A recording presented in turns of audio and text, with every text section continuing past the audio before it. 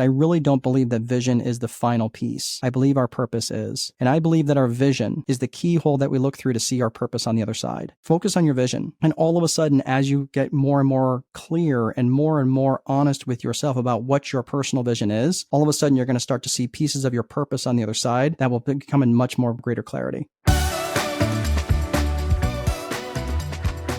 Hey there, you're listening to the Priority Pursuit Podcast, a podcast dedicated to helping small business owners define, maintain, and pursue both their personal and business priorities so they can build lives and businesses they love. I'm your host, Victoria Rayburn, and today, rather than sharing marketing tactics, we are getting personal. In fact, today's guest is joining us to explain exactly how to create a personal vision for your life and business. If you have been in business for even just a few minutes, you likely already know how ever-loving easy it is to get wrapped up in your business and put your life on the back burner. Now, when this happens, most small business owners and leaders think that their systems are the issue. In other words, they believe that if they just had the right systems in place, they'd finally achieve work-life balance and all would be well. While there is a little bit of truth in that, according to strategic life and business coach Mark Dolfini, systems aren't usually the issue, or at least not the only issue. More often than not, the issue is a lack of clarity and direction for both your life and business. Like I said, Mark is a strategic life and business coach, as well as a serial entrepreneur and a best-selling author. Mark offers leadership coaching, executive training, financial leadership, and more. But at the end of the day, his goal is to help entrepreneurs and small business owners and leaders master their lives and businesses. There's so much more I could say about Mark, especially considering the influence he's had on Tree Frog over the years. But I will let him introduce himself more thoroughly in just a second. But Mark, thank you so much for coming on the show. I am very excited about this conversation. Well, thank you. And thank you for such a warm introduction. I really appreciate that. Oh goodness. Like I said, there are so many things that we could say. I mean, between the coaching you offer for landlords and man, yes, I'm just going to hand it on over to you, Mark. Would you please introduce yourself and share us how you serve entrepreneurs and small businesses? Well, thank you, Victoria. And I love Tree Frog. I love everything that you guys are about, your heart, your soul, your faith. It means so much to me, and it speaks so strongly to me in terms of who it is I like to serve. I think it probably maybe makes a little bit of sense for me to go backwards a little bit and just kind of let everybody know where I came from, because, you know, I can tell you that when I was in my mid-20s, and I know there's a lot of entrepreneurs who are just starting out, and maybe you're in your mid-20s or mid-30s or even your mid-40s or 50s, and you're just trying to like, man, why do I feel like this is such a struggle?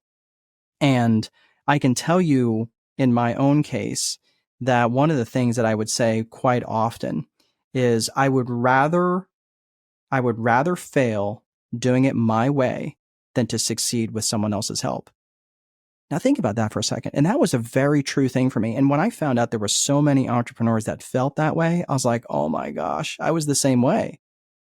And it wasn't until I actually set aside my own ego, set aside my own need for importance and significance, and said, hang on a second, I actually have some really good tools here, some really good things that God has laid upon me. Why am I being so hard-headed? And this is something that I've noticed as an entrepreneur myself and among other entrepreneurs, that many entrepreneurs, many business owners are incredibly smart, incredibly resourceful individuals, incredibly hardworking. The problem is many business owners are very smart, they're very resourceful, and they're very hardworking. And they think that because a problem shows up, that they need to own the problem to the point where they do all of the problem solving and they do the work around that problem. And that was my biggest problem. So let me walk back here just a second. So I actually grew up, I live in Indiana now, not far from you guys. Actually, we live in the same town, but I actually didn't grow up here. I actually grew up in upstate New York, and I joined the Marine Corps, went out and saw the world. And I was like, hey, there's got to be a better life out there. And I was right. I mean, the Marine Corps was very good to me. It was very good for me. came here in Indiana to go to Purdue, got a degree in accounting, and then I really went to work, and I started buying rental properties when I was still in school. Bought a sizable rental portfolio, just with some hustling and some wheeling and dealing. And I got up to a little over $6 million in rental portfolio, in a rental portfolio. And then 2008 came along. And in 2008, everything, now keep in mind, everybody from the outside looking in thought, holy crap, this guy's doing pretty well. He's got, 92 rental units. He's got $65,000 a month in revenue coming in. From the back of the napkin math, it looked like I was doing pretty well. Except I was so highly leveraged, not just in money, but also in time. And I was completely time weary. I barely had time to do all the little jobs that I had set up for myself. And I was, I had a relationship that was, basically suffering because I wasn't building on that. It was always when there was a crisis, I would work on it. Right. But, my business was really taking the front seat in many, many areas. So I had these hundreds of little jobs that I was doing for myself. And then eventually just the stack of cards started to fall. And, so I started working more hours. I was working sometimes 20, 22 hours at a time, catching naps when I was in the Lowe's parking lot, or, these sorts of things. It was just in madness. And then, God has a way of pressing the pause button on us. And I ended up getting double pneumonia, and I almost died in the hospital. And it was during that time that I said, this is madness. Like, I'm a smart guy. There's no reason for me to be working the way that I'm working. I recognize the need to start working a little bit differently, working smarter, obviously smarter, not harder, but working smarter in a different way. And it sent me down this path, which I ended up writing in it's a book. It's a more real estate focused book. And I'm working on one that is more towards the small business owner. But, that's where I really came up with this idea around the VIP method of approaching business, which is probably what we're going to be talking mostly about today, which is vision, infrastructure, and process. And vision, what I came to realize is that my vision was entirely business focused. And here's the problem. Okay. Now, so I'm going to make two distinctions here: the difference between a personal vision and a business vision. So my business vision, everything was focused either on my career or business vision. Everything was very business or career vision focused. We'll just use the word business vision for now. And here's the problem. When you create a business vision before you create a personal vision, you end up creating a life that exists to serve the business. Let me say that one more time. When you create a business vision before you end up creating a personal vision, you end up creating a life that exists to serve the business. And that's exactly what I had done. So as I'm laying there in this hospital bed and I'm realizing that I have absolutely no direction for my life and what I'm trying to actually accomplish, I realized that what am I doing this all for? And I think that many, many business owners, they maybe have an idea of that, but they never actually define that. So I set about this whole journey of really defining my personal vision first, and then creating a business that exists to serve that personal vision. Amazing. I know that there are so many people listening right now, when you're talking about the season of working 20 hours a day and trying to nap when you can. I mean, I know small business owners feel that so much, and guys like, oh, I'm so excited for this conversation. I really feel like this is just going to be one of the most beneficial episodes that we have put out so far. And yeah, I'm thinking like, okay, like these are quotes we got to give to our designers, make sure we can share those all over the place. But Mark, so for the sake of this conversation, before we get into the how, can you tell us what is a personal vision? And then also, why is it important to create a personal vision for your life and business? Now, I know you've already answered this question, but like, I really feel like it is so ever loving important. Like, let's tell everybody one more time. Yeah, no. I hit it, but it's definitely worth repeating this again. But the reason for this, okay, and I'm gonna, challenge your listeners. Now, again, some of you might be too young to remember this, but let's pretend that, do you remember where you were, maybe for your older listeners, do you remember where you were on 9/11? Okay. And if you were, You go, yep, I remember. And I remember because I was actually in St. Louis at the time. I was driving, and I grew up in New York. So I knew it was very personal to me because I had a lot of people that worked in the city. I had a lot of people that actually commuted there. It was very, very personal to me. And I had been up in the Twin Towers a couple different times in the observation deck, and it was just one of my favorite places to go in the city. And I'm thinking, man, there's a lot of people that work in that building. Didn't know how many at the time, of course, but that was very, very personal for me. But the reason I'm asking this question is because, well, like, okay, yeah, I remember where I was. Or maybe you say, hey, do you remember where you were when you first heard about COVID? Right? Do you remember where you were when you first heard something that would be, or maybe when you had a really close friend die, right? Do you remember where you were when you heard the news? Well, the reason I'm bringing this up, right? Or maybe I'll just use a more silly example. Have you ever had a friend who bought a new car? Okay. And your friend has this car, and and the dealer said, oh my gosh, you're going to love this car. And this car is it's the only color blue in the entire city. You are so lucky to have this car in this color blue, right? Except, where do you see that car? Honestly, you see it everywhere. You're like, and you don't have the heart to tell your friend, oh my gosh. Unless you change genders and whatever, like all of a sudden I see this large man driving your car or whatever, and you're a small female or whatever. It's just one of those things you're like, holy crap, I see this car everywhere. Well, what I'm talking about is reticular activation. It's a very common, it's something that is very, very powerful within us for us to notice things because now they're in our sphere. And I don't know, I mean, maybe it's goes back to our ancestral days where we were, walking through a jungle and we're looking for eyeballs looking out through the bush, because it's going to eat you, right? So you're looking for those things.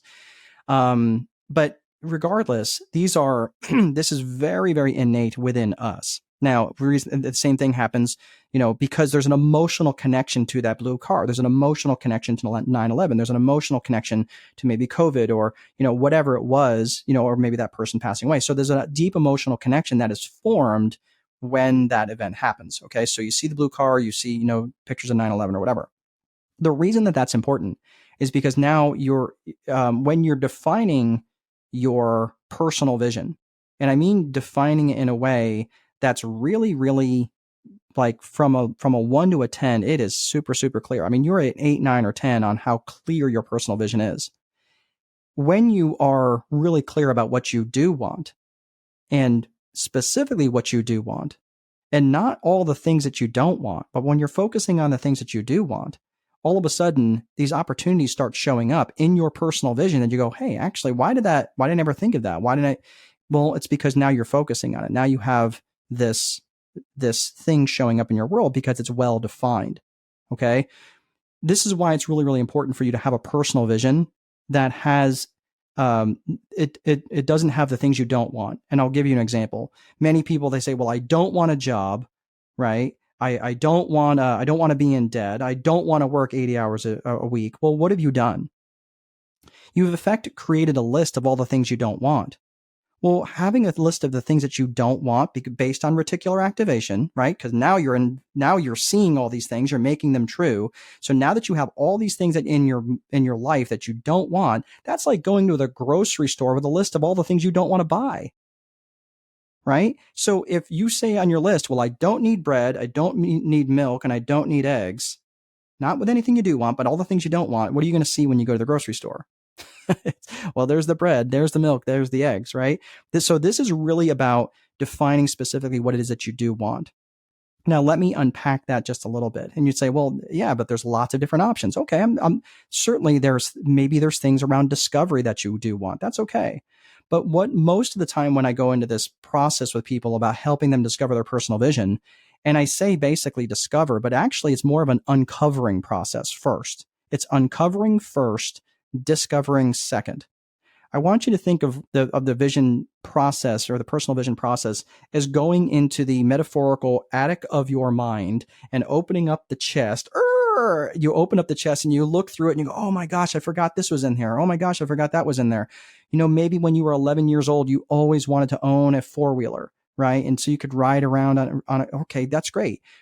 maybe there was something you always wanted to learn. Maybe you wanted to learn to speak Spanish or Japanese or something like, but so it's all of these things that you just kind of covered over in the recesses of your mind, because let's face it, life as an entrepreneur just got busy.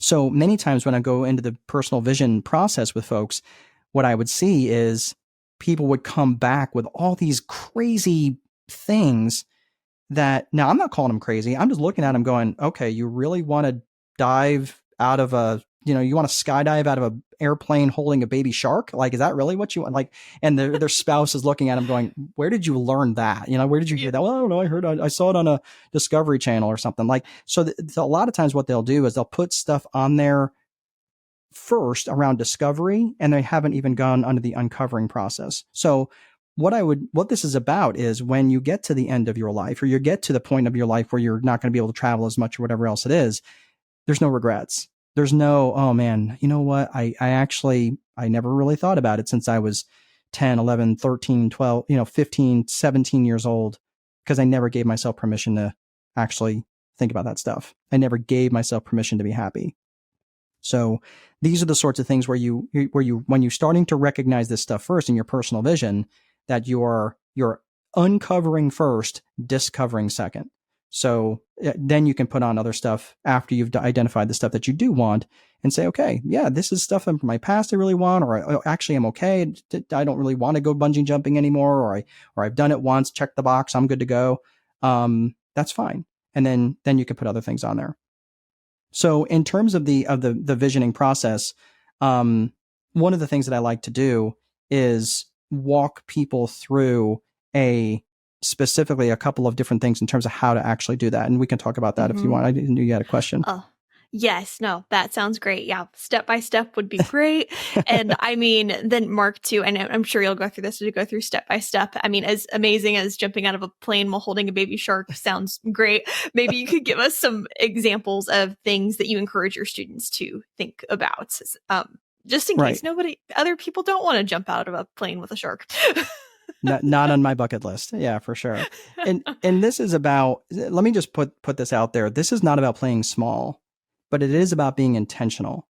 Because I think part of the problem is that for business owners, the world is our oyster. We can literally do whatever it is that we want. But if you never define what it is that you want, many times, I mean, think about this for a second. What's the default setting for a business owner? Work. Go work, go do work, go find something to do. There's always something to do. There's always, in the 4 core functions of business, you've got lead generation, sales, operations, and accounting. So if they're following you guys have the lead generation piece, down. And because you guys do that so well, it makes the sales piece run really well. And if the sales piece is running well, then the operational function can not necessarily will, but can runs more smoothly. And if all of that is running smoothly, then it leaves the operational function, leaves the accounting function easier to run as well. So all of those things are symbiotic. They run, the lead generation, sales, operations, and accounting, they all run together. So that's the problem when you start to think about this from a personal vision perspective. Now you have a business that actually exists to serve you. And the business exists to serve and deliver all those individual personal visions, or the pieces of those personal vision that, oh my gosh, like I can actually take a week off and my business isn't going to implode without me. Yeah. What a concept. Right. So in terms of the personal vision, in terms of how to help carve that out, and I've got, just for the sake of time, generally it takes me a whole day to kind of do this with folks. And then they have their own work to do on the other side of that. But just for the purpose of the call here, think about what it would be like if you were writing your 100th birthday speech. What would you say? Not only what would you say, but who would you want in the room? Who are the folks that would be in the room, and who would you want to, or what would be the message that you would want those people to carry outside that room? What would be the message that you would want them to hear, to carry outside the room after you left, after they were gone, after everybody has gone away? And what would, maybe from another perspective, in terms of the 100th birthday speech, what would you want them to say about you after you had given your presentation, after you had given your speech, or maybe even before? But the point is for many folks, it's about impact. For many folks, it's about their purpose. I know I'm making a big deal about vision here, but I really don't believe that vision is the final piece. I believe our purpose is. And I believe that our vision is the keyhole that we look through to see our purpose on the other side. So as you orient yourself to your vision, as you physically get closer to that keyhole, right? Or you metaphorically get closer to your personal vision, and you start to orient yourself and, look around, and you start to see a much larger room on the other side of that keyhole. Now you can see your purpose. And it's going to come to you in pieces. It doesn't always come like, oh, this is your purpose. No, this is your purpose for today, right? For this season, for this section of your life. But that's why I'm saying for now, like, focus on your vision.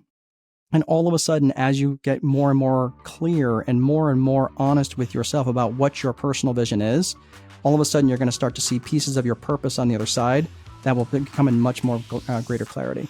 Many small businesses don't have an effective marketing strategy, and because of this, they try one tactic after another without seeing results. This not only prevents consistent business growth, it makes managing marketing efforts more difficult than it should be. As a marketing agency for small businesses, we understand how frustrating it can be when hard work doesn't deliver the results that you want. Because of this, TreeFrog has developed a proven 4-step marketing system that will help any small business grow. On our website, you can also schedule a 30-minute discovery call to discuss working with TreeFrog to build a marketing strategy that will allow your small business to finally see the growth you've been working so hard to achieve. What would you do with an extra 45 minutes every workday? That would save you 16 hours a month, or roughly 8 days a year. And over the course of your career, we're talking about over 1 year of your life saved. All that time back. Well, many independent business owners spend far more than 45 minutes a day on administrative tasks. And with HoneyBook, you can get that time back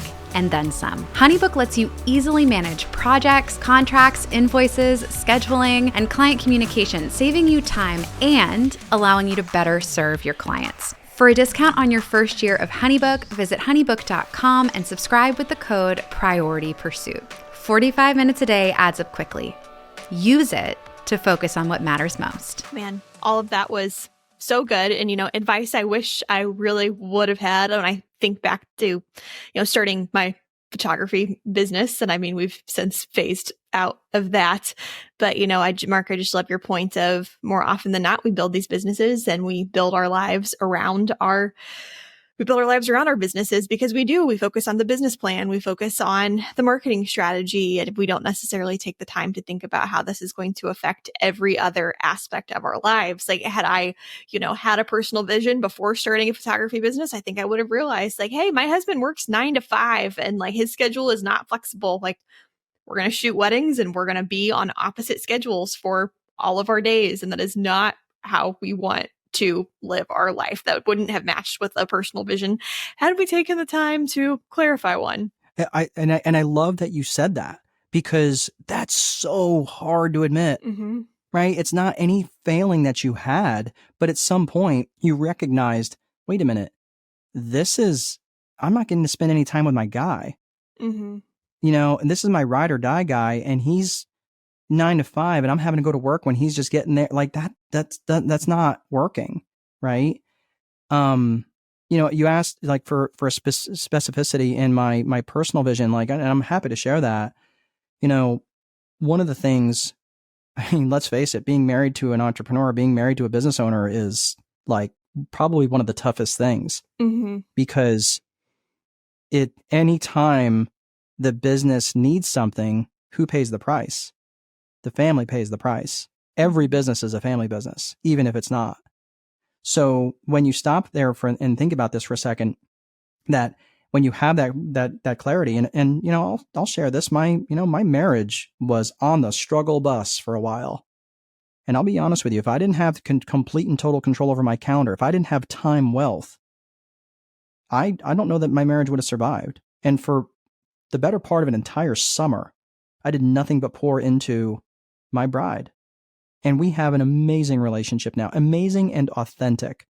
And we're not living our life for everybody else. I mean, we live our life focused on God and one another. And that's pretty much it. Like and once we started doing that and getting right in the right areas of our life, and we have a vision for what we want our marriage to look like, and we share that with one another. We have a vision for what we want our faith, what we want our relationship with God to be, right? We have a vision for what we want our physical bodies to be in our physical, our physicality, right? In terms of our, going to the gym and eating right and all those things, so we have those pieces of our life in terms of that are really, really important.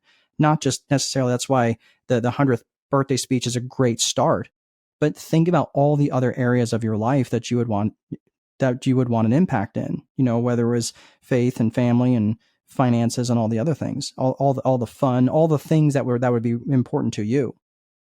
So, and sometimes, let's be honest, sometimes there are folks in our lives that are those, how do I say this nicely, life force vampires.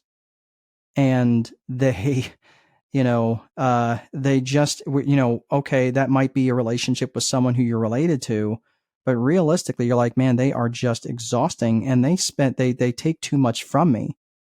Now, if it's a child in that sort of situation, you may not be able to work that out right away. But if it's someone who is in your life that really you kind of need to say, you know what, I'm just going to stop watering that grass. I don't need to have it out with them, but realistically, they don't fit in their vision. Or if it is someone you want in their life and they're heading down a path that you can't follow, then you can be authentic with them and say, hey, look, I put together a vision for what I would like our relationship to look like. If it doesn't fit with where you're at, that's totally fine. But at least I can get it off my heart and share that with you.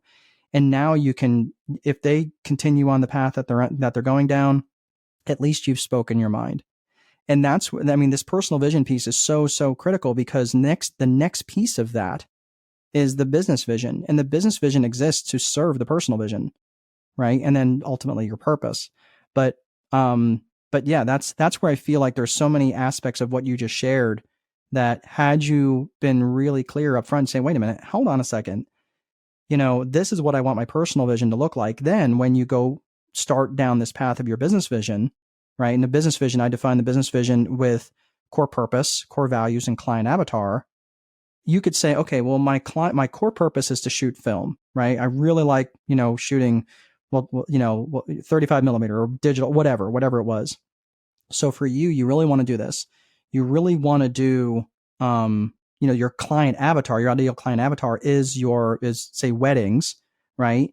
And so you've got your core purpose, your core, your client avatar, and then your core values. You'd say my core values are, I'm faith centered. I'm whatever the core values are, that are important to you. The things that are intrinsically important to you. You value maybe integrity. You value maybe honesty or whatever. So when you go to meet with these your ideal client avatar, and your client avatar are all wedding people, and you're like, look, I only get to see my guy very little during the week. This is going to chew up my entire weekend. I'm not going to get to hang out with him, my family, my kids, whatever. Like, I'm out. Like, maybe I can serve a different avatar, because because serving this avatar is just going to be too far outside of my personal vision. And that's okay. Right? Now you're not creating a business that exists, that you have to exist to serve. Absolutely. Yes. Yeah. If we could go back in time about 10 years, that would have been swell. So Mark, I know a lot of our listeners, they're very much like checklist kind of people. Like, we need a step 1, a step 2, a step 3. I think you just did a beautiful job of breaking down, this is how you create your personal vision for your business. Can we go back to the how-to for your life? So you said, like, we'll start with that 100th birthday speech. And then from there, what can people do? What can people do next? Like, do you recommend putting it down on paper? Do you recommend setting boundaries? How do they craft their personal vision? What does it really look like? And then how the heck do they implement it? Yeah, that's a great, so there's a couple things to unpack that. So, so yes, in my opinion, it has to be something that's written down. And I will tell you this, when I went to do this the first time, I learned about personal vision probably, I think it was back in it was probably around 1998. I was reading a real estate book, And I was introduced to this whole concept of, having a vision of what it was that I wanted. Now, it didn't really distinguish the difference between personal vision and business vision. It was just kind of threw it out there as a vision. I definitely make a hard line in the sand between what's a personal vision and a business vision. I don't believe a personal vision should include how you make money. How I make income does not define who I am. And when people often ask me, what it is that I do, and I'm like, well, what do I do for money, or what do I do in general? Because me being a dad, me being a man of faith, me being a good husband, to my bride, those are things that are really, really important to me. But I'm also a researcher. I'm also an author. I'm an avid reader, and those are the sorts of things that really are important to me. I don't know that I would put strategist on that list that's really high and really on the top of that list, although that's what I do for money, right? But I'm also a real estate investor. I'm also a business owner. I'm also, other things in my life. But this is from the 1, 2, 3 steps, it really is going to be important for you to, number one, stop and take stock of where you're at mentally. Okay. So you have to, you have to stop and think about where you're at in your emotions. So I'll give you an example. So in our, many people a lot of times they tend to think very negatively, right? Maybe these negative people in your life. They're just like, they're not happy unless they're complaining, right? Mm-hmm. Those are very scarcity driven individuals, right? They're just not happy. They're very scarcity driven. They're just not in a good place, right? A lot of times, and I will catch myself doing that. Now I'm one of those obnoxiously positive people. Like it's like, oh, grass is always green. Always the optimist, right? Like the house is on fire, and you're like, at least I don't have to, pay the heating bill this month, right? Like I'm obnoxiously optimistic in a lot of things.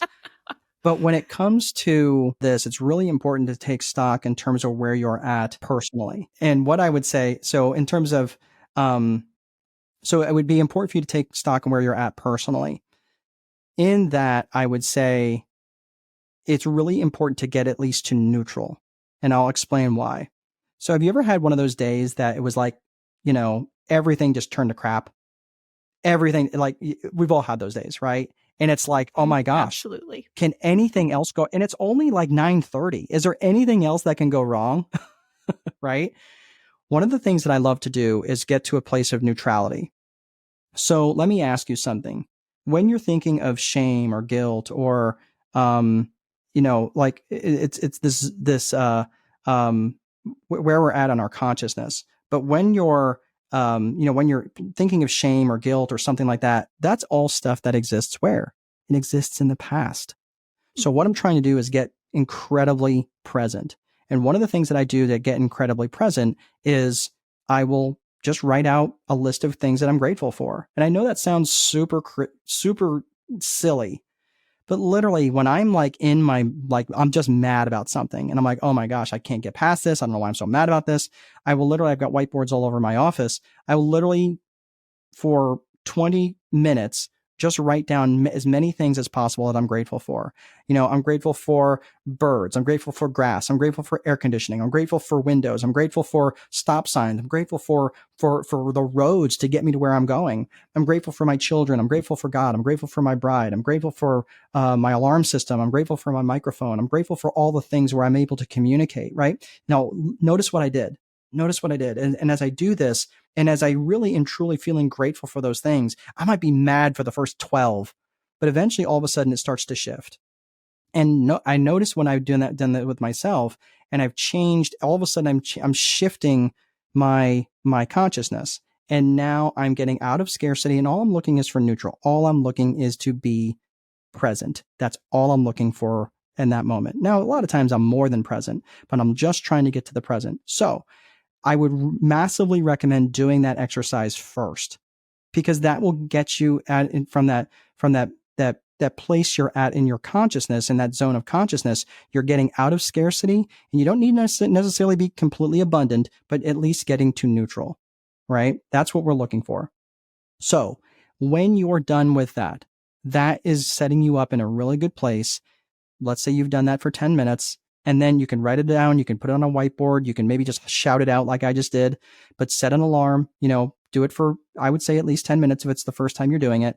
And then from there, then you can work on your, again, 100th birthday speech. Maybe it's something that you just, and it can just be a straight list. It can be a list of things. Some people prefer bullet points. Some people prefer a narrative.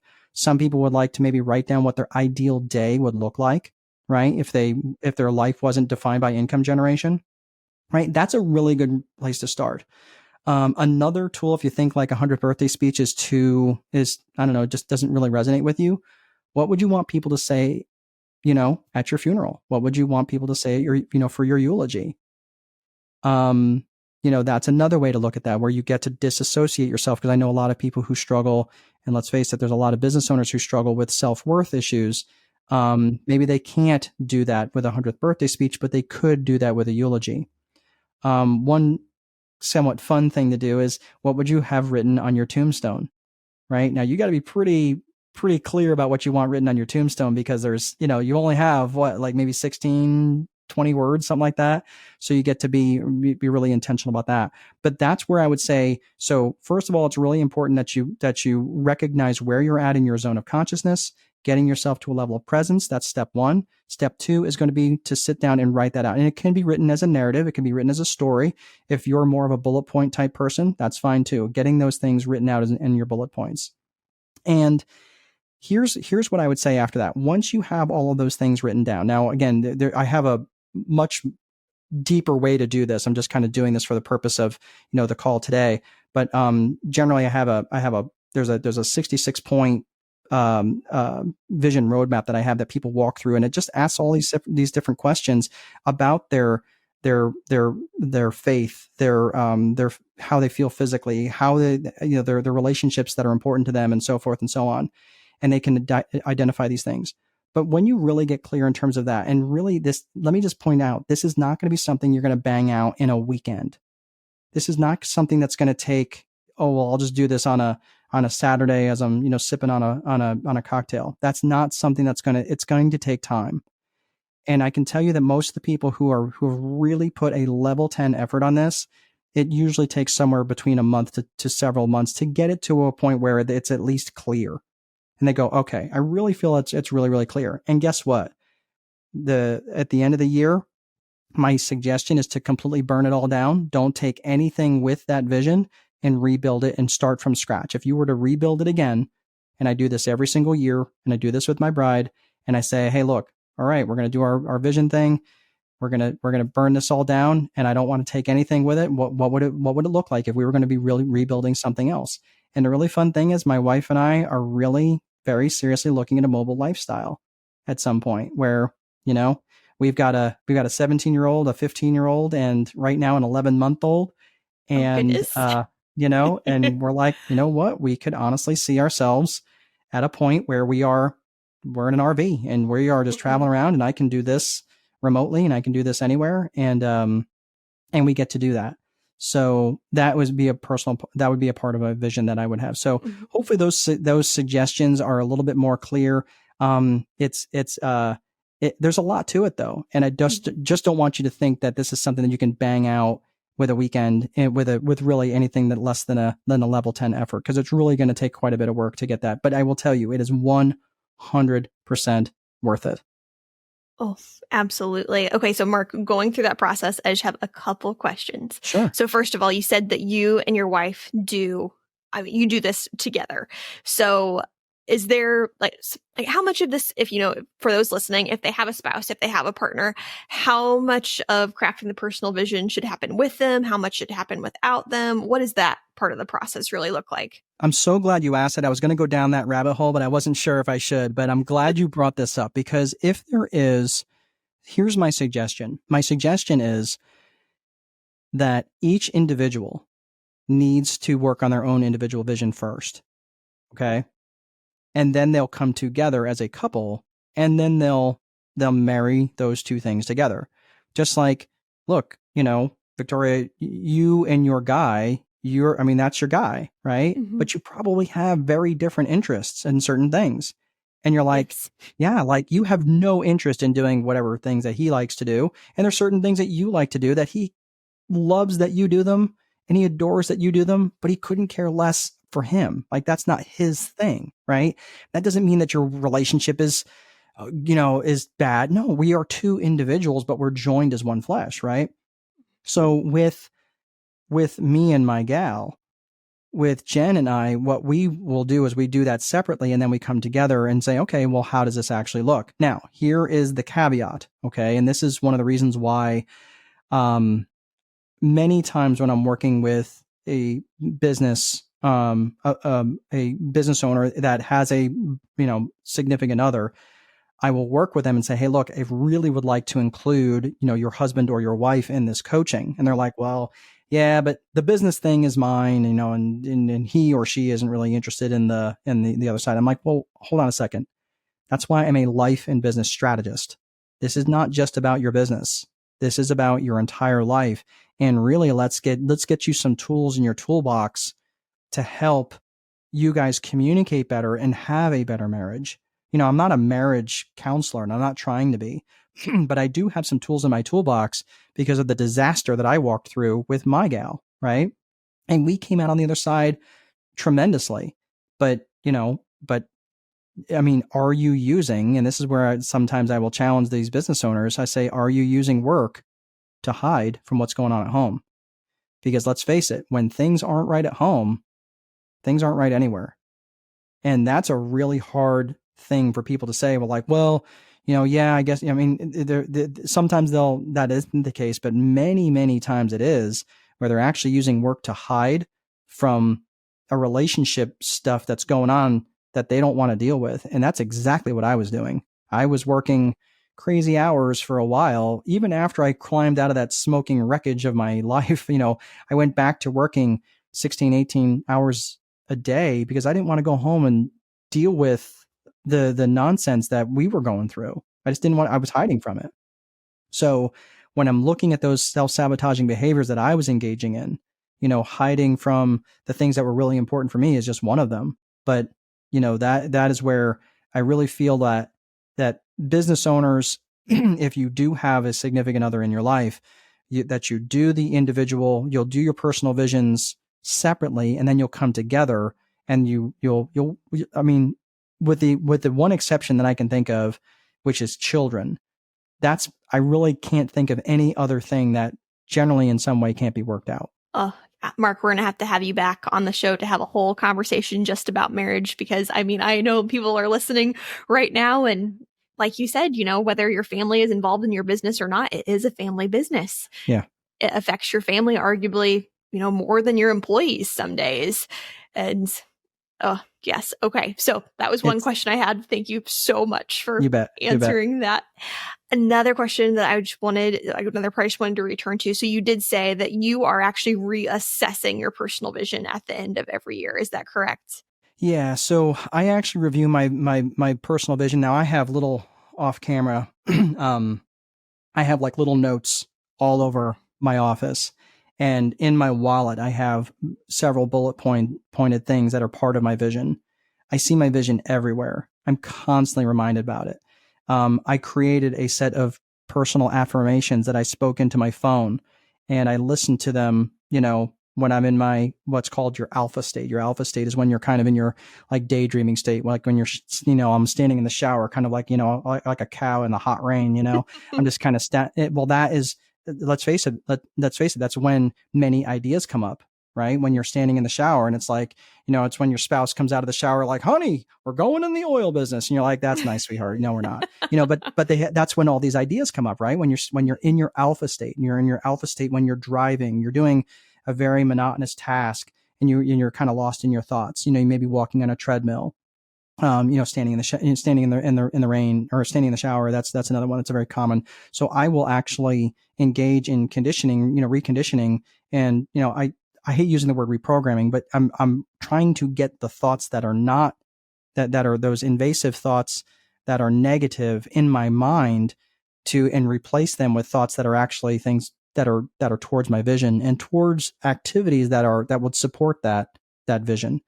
So, it reminds me of my faith. It reminds me of my dedication to my family. And it reminds me of other things that in terms of maybe business goals that I have, or, pieces of my business vision. So that is a really important thing, but it's not static, or it's, it changes, as I evolve. Let's use a really, extreme example. Victoria, when you were 15 years old, there were certain things in your life that were really important to you, right? Let me ask you this. Did things change when you were 16 or maybe 18? Absolutely. Right? So yes. in just a really reasonably short time, all of a sudden things massively changed for you. Well, why? Well, maybe you were able to drive. Maybe you were able to get a little bit more freedoms. Maybe whatever. Think about, from when you were 16 to 18, or from your 18 to your 21, or from 21 to 24. Like, all of those massive changes occurred in your life because you changed, because you evolved. So as you go down and you live this thing called life, you're going to go, you know what? I put this, I really put having a boat in my vision. And then finally I'm like, you know what? I really don't want a boat. I would like access to a boat, but I don't necessarily want a boat. That's a lot of damn work, right? And you go, okay, so maybe it's just something I need access to. Now, maybe you want a cool car or a big house or a beach house or whatever. I'm not saying any of that stuff is wrong, right? But what I'm saying is that when you can really get clear in terms of what it is you really are trying to do, you'd say, you know what is it? Why do you want the boat? Well, I actually really don't want the boat. I just want to have something that my family can come do. And we can always go rent a boat. We don't necessarily need to have a boat, on a dock that I'm having to pay for and all these different things. So when you're backing into the money piece, many people say, well, I really want, 50,000 or 100,000 or, $150,000 a month coming in revenue, so I can go do these, so I can get to go live this life thing. And they're constantly striving for that more and more and more revenue, but they never actually define what the other side is going to be when they actually get there. So I will tell you, there's a lot of pieces of my personal vision that I get to live every single day. And I'm not anywhere near the revenue goal that I want to hit, but I don't have to. Oh, and Mark, you kind of already touched on this a little bit. Sorry, I'm like, with your great explanation, I was just like, okay, want to make sure we have clarification on these No, things. You're good. I love it. But you mentioned, you already mentioned affirmations and sticky notes. So what are some practical ways that people can just ensure that they are actually pursuing their personal vision every day? Because I think we've all been to those conferences or workshops or whatever, and you walk away with a notebook full of things and you swear that this is going to be the new me. And then you forget it. Yeah, no, I love it, man. I'm so glad you brought that up, because what happens, Sunday, you're like, new me, and Monday morning, it's the same blinking cursor on your computer. And nothing changed because you haven't changed. So there's way more to unpack than way I'm going to explain this. But one of the things you have to start to be careful of and recognize is your self-sabotaging behaviors.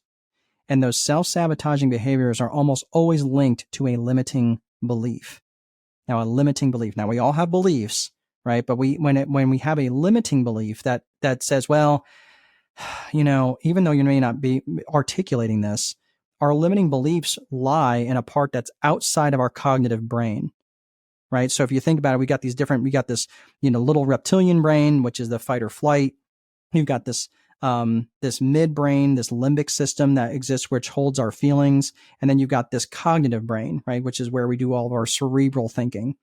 Well, when you're in your limbic system, that's where it holds a lot of the feelings, and how you feel about something dictates quite often what you're going to end up doing about something.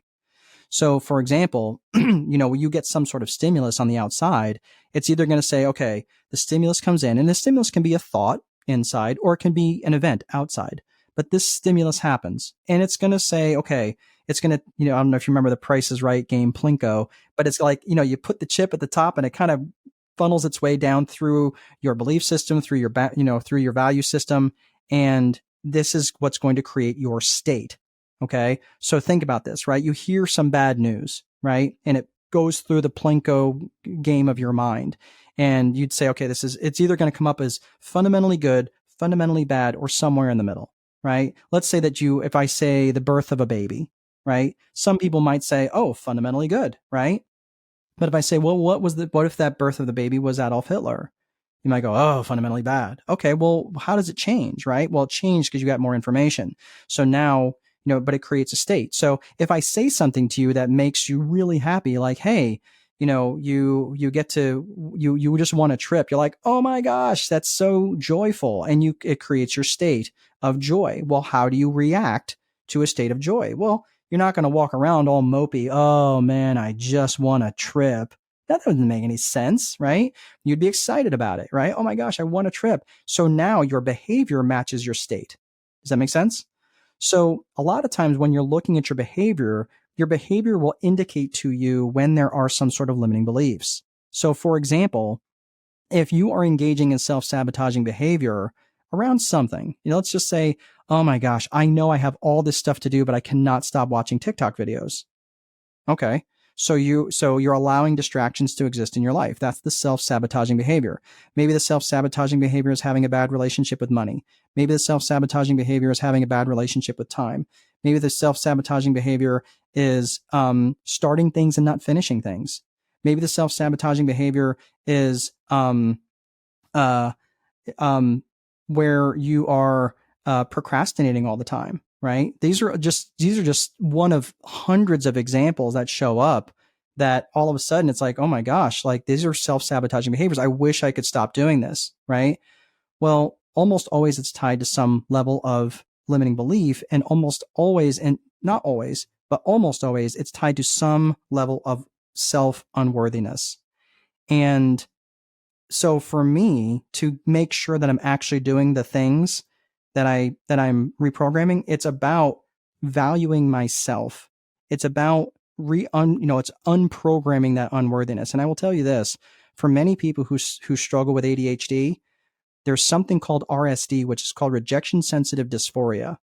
And this is when you'll just tend to ruminate on something for days and days and sometimes weeks about something like, oh my gosh, Victoria said, oh, nice shirt. And I'm like, was there something wrong with my shirt? Do I stink? Like what is wrong? And I rather than just go to Victoria, you said something the other day about my shirt. And did you mean something about that? And she's like, no, I really like that shirt on you. Oh, okay. Meanwhile, we created this whole massive story, right? Because of this rejection sensitive dysphoria. Well, here's the thing. Many business owners, many people who have ADHD are business owners because they don't like all the rules that they have to live with someone else's business. So they become entrepreneurs, they become business owners. So these are the sorts of things that they struggle with as well. So from a very narrow basis to answer your question, I really feel that affirmations are a way to help reprogram and recondition your brain towards something that you really do want. Now, I say this, these things do have to be in alignment with your core values. So your core values, when you're defining your core values, these are values that things that you value that you're willing to stand up for, right? You might value chocolate and you might value dollars. Sometimes I value dollars more than I value chocolate because I go and take my dollars and go get chocolate, right? Peanut M&Ms specifically. Sometimes I'll value dollars more than peanut M&Ms. And I know that's a silly example, but there always is going to be a conflict within those core values. But for example, when you have a core value that is core to you, it's generally going to be noticed when you have someone that does something to you. For example, maybe it's a friend, maybe it was a former partner or lover that you were with or intimate person you're with, and they really hurt you, right? And almost always it's going to be some challenge that was a core value for you, right? So if they lied to you, that might be something you go, you know what? I really value honesty. But if I'm really being honest, maybe it's more about integrity. It's about being integrated. It's about being aligned in all areas of your life, right? That I'm going to do what I say that I'm going to do. Like that's important to me, right? So it's really important in terms of how you identify your core values. So I know I unpacked a lot there, right, in that little section, but the affirmations, they have to be done in the present tense. They have to be done generally short. They have to be done in your voice. And I know people say, "Oh my gosh, I hate my voice," right? Victoria, what do you think that I would say if someone says I hate the sound of my voice? Do you think that might be an unworthiness thing? Oh, goodness. Yep. Nope. Speaks to me a little bit too. Then, when you have a podcast and you don't like your own voice, like you don't tend to go back and listen to many of the episodes. So I can totally relate. Yep. I get it. So those are the sorts of things that, when you're putting your, and these are the things where, going back and revisiting this to answer the original question, go back and look at this for the time of a, once a year, roughly. We do it in the holidays, and we will kind of burn it all down and we revisit it and go, okay. And using the roadmap that we use, you can use just the loose framework of the 100th birthday speech.